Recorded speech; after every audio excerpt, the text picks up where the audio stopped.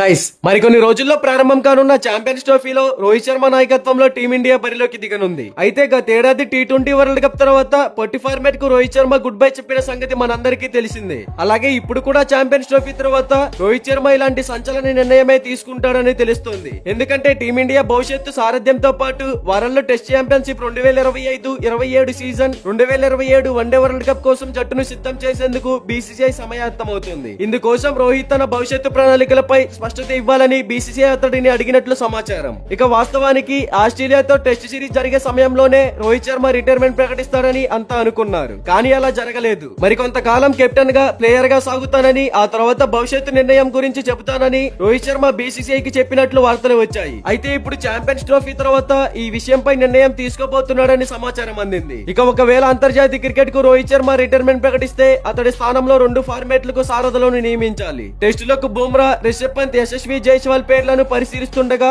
వన్డేలకు శుభ్మాన్ గిల్, రిషబ్ పంత్ పేర్లను పరిశీలిస్తున్నారు. ఇక గత సెలక్షన్ కమిటీ మీటింగ్ లో రోహిత్ శర్మతో సెలెక్టర్లు, బోర్డు సభ్యులు చర్చలు జరిపారు. అప్పుడు అతడు ఛాంపియన్స్ ట్రోఫీ తర్వాత తన భవిష్యత్ ప్రణాళికలు ఏంటని చెప్పడానికి కాస్త సమయం కావాలని అడిగాడు. నెక్స్ట్ WTC సైకిల్ తో పాటు వన్డే వరల్డ్ కప్ కోసం మేనేజ్మెంట్ కొన్ని ప్రణాళికలను సిద్ధం చేస్తుంది. దీనికోసం ప్రతి ఒక్కరితో చర్చలు జరిపి ఈ ప్రక్రియను సజావుగా సాగేలా చూడాలనేదే బోర్డు ఉద్దేశం. కెప్టెన్సీ విషయానికి వస్తే బుమ్రాకు పగ్గాలు అప్పచెప్పడం డౌటే. ఎందుకంటే నిలకడగా ఉండే ప్లేయర్ వైపే మేనేజ్మెంట్ మొగ్గు చూపేందుకు ఆలోచిస్తోంది. గిల్ పేరు పరిశీలించారు, కానీ టెస్టుల్లో అతడి ప్రదర్శన యావరేజ్ గా ఉంది. రిషబ్ పంత్ కూడా బలమైన అభ్యర్థి. అతడితో పాటు యశస్వి జైస్వాల్ పేరును కూడా పరిశీలిస్తున్నారు అని ఒక బీసీసీఐ అధికారి అయితే చెప్పుకొచ్చాడు. మరి ఛాంపియన్స్ ట్రోఫీ తర్వాత రోహిత్ శర్మ రిటైర్మెంట్ ప్రకటిస్తాడా లేదా అనేది తెలవాల్సి ఉంది.